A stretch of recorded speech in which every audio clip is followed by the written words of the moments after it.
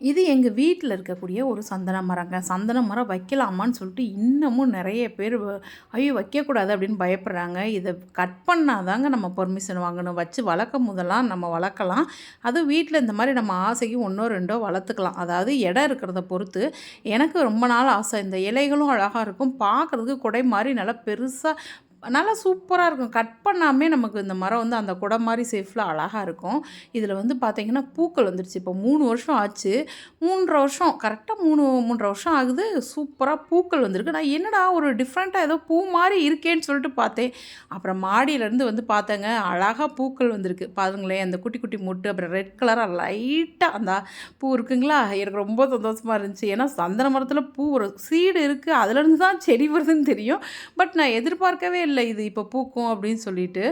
எதார்த்தமா பார்க்கும்பொழுது இந்த பூக்கள பார்த்தோனே பயங்கர சந்தோஷம். நீங்களும் உங்க வீட்ல வைங்க.